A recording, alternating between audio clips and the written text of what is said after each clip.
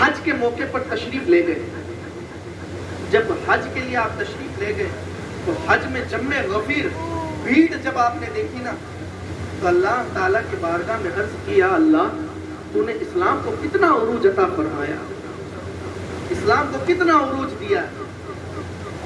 پھر آپ کے من میں یہ سوال آیا کہ یا اللہ اتنے لوگ آئے, کس کا حج قبول ہوا اور کس کا رد ہو گیا, یا اللہ یہ مجھے پتا چل جاتا تو کیا ہی اچھی بات ہوگی. یہ کہتے کہتے آپ کی آنکھ لگ گئی. آنکھ لگی, جب آپ کی آنکھ لگی تو دیکھا کہ دو فرشتے آپ کے خواب میں آئے. فرشتے آپ کے خواب میں آئے اور کہنے لگے مالک بن دینار ہم اللہ تعالیٰ کی طرف سے بھیجے گئے ہیں, اللہ تعالیٰ نے ہمیں یہ بتانے کے لیے بھیجا ہے کہ کس کا حج قبول ہوا اور کس کا رد ہوا ہے. تو مالک بن دینار نے پوچھا کہ بتاؤ جلدی کس کا قبول ہوا اور کس کا رد ہوا. کہ اللہ تعالیٰ نے سب کا حج قبول فرما لیا سوائے ایک شخص کے, سوائے ایک شخص کے. اتنا کہہ کر مالک بن دینار کا خواب ٹوٹ گیا. مالک بن دینار بے چین ہو گئے. آپ اللہ کے ولی ہیں, اتنے متقی اور پرہیزگار کی زمانہ آپ کی پرہیزگاری کے جو ہے نغمے سنایا کرتا. آپ رونے لگے اور یہ اللہ تعالیٰ کی بارگاہ میں سوال کرنے لگے یا اللہ کو کہیں وہ بدبخت میں تو نہیں جس کا حج جو ہے رد کر دیا گیا. آج ہمیں کوئی اگر خواب میں آ کر کہے کہ سب کا حج قبول ہو گیا, فلانے سے ایک شخص کا جو ہے حج قبول نہیں ہوا, تو ہمارے من میں تو یہ ہے ارے کتنوں میں اپنا بھی نام آ جائے گا. ہماری سوچ تو یہ ہوتی ہے کہ کتنوں میں گیہوں نے ساگر گھوڑی کی کسی وجہ سے.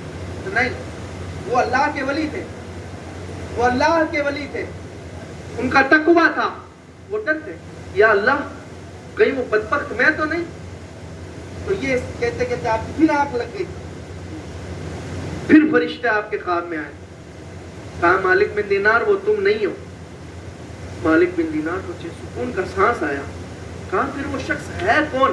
کہا اللہ تعالیٰ کا حکم ہے کہ اس شخص کو جا کر کہہ دو کہ اس کا حج قبول نہیں ہوا. کہا وہ شخص کون ہے؟ کہا اس کا نام محمد بن ہارون بلخی ہے. کہا وہ حج کے لیے آیا ہوا ہے؟ کہا بے شک آیا ہوا ہے.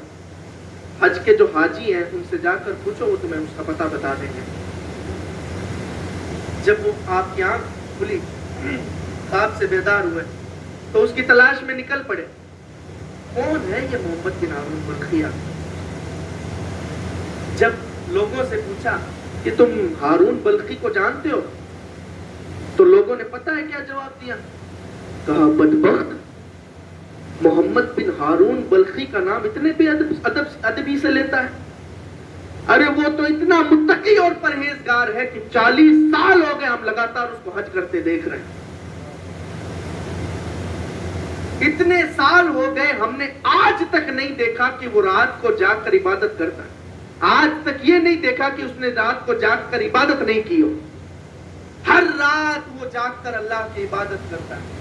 حضرت مالک بن دینار پریشان, یا اللہ یہ کیا ماجرا ہے؟ ایک طرف تو کہہ رہا ہے اس کا حج قبول نہیں, اور ایک طرف لوگ کہہ رہے ہیں وہ تو اتنا متقی اور پرہیزگار آدمی ہے. ماجرا کیا ہے؟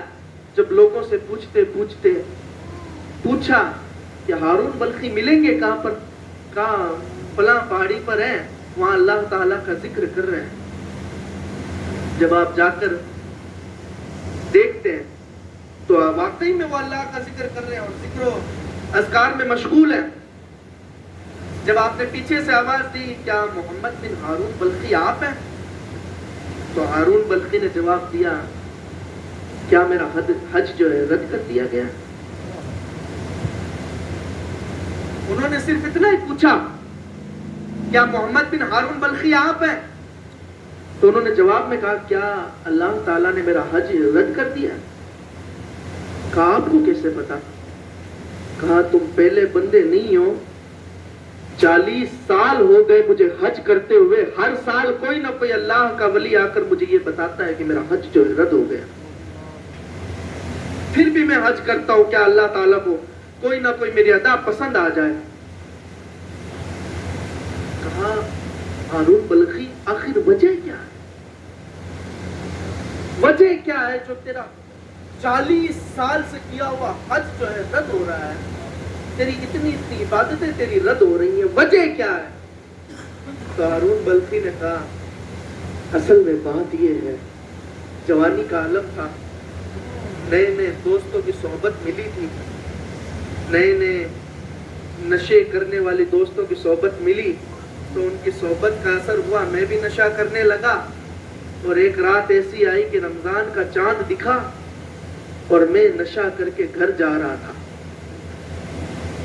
گھر پہنچا تو میری ماں نے کہا بدبخت، رمضان کا چاند نظر آ گیا اور تو نشہ کر کے اس ناپاکی کی حالت میں تو گھر آیا ہے۔ ماں نے بیٹے کو تھپڑ مارا۔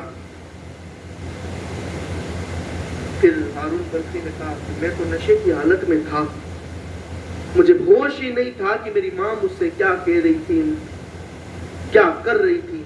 مجھے غصہ آیا اور میں نے ایک زوردار تماچا اپنی ماں کے گال پر مارا۔ جیسے ہی میں نے وہ تماچا مارا، میری ماں جلتے ہوئے تندور کے اندر گر پڑی۔ بعض مورخین لکھتے ہیں کہ وہ ماں جو ہے وہ مر گئی تھی، اور بعض لکھتے ہیں وہ مری نہیں تھی، اس کا آدھا جسم جو ہے وہ جل چکا تھا۔ ماں کو مارا تو ماں تندور کے اندر گر پڑی اور میں بے ہوش ہو کر بستر پر گر پڑا۔ میری بیوی نے مجھے دھکا مارا اور بے ہوش ہو کر میں بستر پہ گر پڑا۔ جب ہوش آیا اور میری بیوی نے مجھ سے کہا کہ بدبخت، میں تجھ سے طلاق لینا چاہتی ہوں، نہیں رہنا چاہتی تیرے ساتھ میں۔ کہا ماجرا کیا ہے؟ کہا بدبخت، تو نے تیری ماں کو مار ڈالا، تو نے تیری ماں کو جلا ڈالا ہے۔ ہارون بلخی نے کہا کہ مجھ سے میرا یہ عمل ہرگز برداشت نہیں ہوا، اور اسی دن سے میں اللہ کے ذکر میں مشغول ہو گیا۔ میں نے اپنی بیوی کو بھی چھوڑ دیا، اپنے بچوں کو بھی چھوڑ دیا، اپنا گھر بار سب کچھ چھوڑ دیا۔ آج 40 سال ہو گئے مجھے حج کرتے ہوئے اور اللہ کی عبادت کرتے ہوئے، آج تک میری کوئی عبادت قبول نہیں ہوئی۔ جیسے ہی مالک بن دینار نے اس کے منہ سے یہ سنا نا، تو مالک بن دینار نے کہا اے بدبخت، مجھ سے دور ہو جا، کہیں تیرے گناہ کی نحوست سے مجھ پر عذاب نہ آ جائے۔ اتنا بڑا گناہ کیا ہے تو نے، اتنا بڑا۔ حضرت مالک بن دینار چل پڑے، پھر واپس خواب میں حضور کی زیارت ہوئی۔ کہا اس کو اکیلا کیوں چھوڑا؟ وہ مایوس ہو چکا ہے، اس کو اکیلا کیوں چھوڑا؟ جب آپ واپس گئے اس کے پاس، پوچھا تیری ماں ہے؟ ہاں ہے۔ کیا وہ حج کے لیے آئی ہیں؟ ہاں آئی ہیں۔ تو نے معافی مانگنے کی کوشش کی؟ ہاں نہیں۔ کہا کیوں؟ حضور ہمت ہی نہیں ہوتی، ہمت ہی نہیں ہوتی کہ ماں کے سامنے کیا منہ لے کر جاؤں اور کیا منہ لے کر جا کر معافی مانگوں کہ اتنا بڑا ظلم میں نے اس کے ساتھ کیا ہے جس کی کوئی معافی نہیں ہے۔ حضرت مالک بن دینار نے کہا ارے تو بیٹا ہے اور وہ ماں ہے، ماں، وہ ماں ہے، وہ ماں ہے، بے شک وہ تجھے معاف کرے گی، تو جا تو صحیح، تو جا تو صحیح۔ حضرت مالک بن دینار کے اتنے اصرار کرنے کے بعد جب وہ اپنی ماں کے پاس گیا، خیمے کے اندر داخل ہوا اور ماں کو آواز لگئی، ماں کا کلیجہ پھٹ گیا، ماں کی آنکھوں سے آنسو آ گئے۔ کہا بیٹا اسی دن کا انتظار کر رہی تھی اتنے سال میں، اسی دن کا انتظار کر رہی تھی، کب تو میرے پاس میں آئی۔ کہا ماں غلطی ہو گئی، نشے میں تھا، خدا کی قسم آئندہ کبھی ایسی غلطی نہیں ہو۔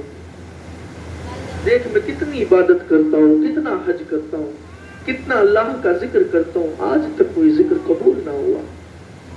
ماں مجھے معاف کر دے، میری تمام عبادتیں قبول ہو جائیں گی۔ ماں نے اپنی بائیں پھیلا لی، کہا بیٹا میں نے تجھے معاف کیا۔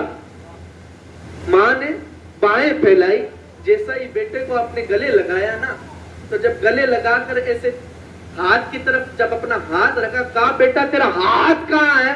کہا اماں یہ ہاتھ تو اسی دن کاٹ دیا تھا جس دن تیرے اوپر یہ ہاتھ اٹھا تھا، یہ ہاتھ تو میرا اسی دن میں نے کاٹ دیا تھا، اس ہاتھ کی مجھے کوئی ضرورت نہیں جو میری والدہ پر یہ ہاتھ اٹھا۔ خدا کی قسم ماں کا بڑا مقام ہے۔ قرآن کریم میں کئی جگہ پر اللہ تعالیٰ نے ماں باپ کی تعظیم ہم پر فرض فرمائی ہے۔ ماں باپ کی تعظیم فرض ہے۔ اگر کوئی اللہ کا ولی بھی ہو اور اگر ماں باپ کی نافرمانی نہ کرے تو اس سے ولایت چھین لی جاتی ہے۔ تو خدا را اپنے ماں باپ کی تعظیم کریں۔ ماں باپ انشاءاللہ آپ کو دعائیں دیں گے، اور یہ وہ دعائیں ہیں خدا کی قسم، جب یہ ہاتھ اٹھتے ہیں نا، جب یہ ہاتھ اولاد کی روزی کے لیے اٹھتے ہیں نا، تو یہ ہاتھ نیچے بعد میں آتے ہیں، روزی پہلے آ جاتی ہے، روزی پہلے آ جاتی ہے۔ اپنے ماں باپ کی دعائیں لیں، ان کی خدمت کریں۔ اللہ تعالی ہمیں اپنے ماں باپ کی خدمت کرنے کی توفیق عطا فرمائے، آمین بجاہ النبی الامین صلی اللہ تعالی علیہ وسلم وما علینا الا البلاغ۔ السلام علیکم۔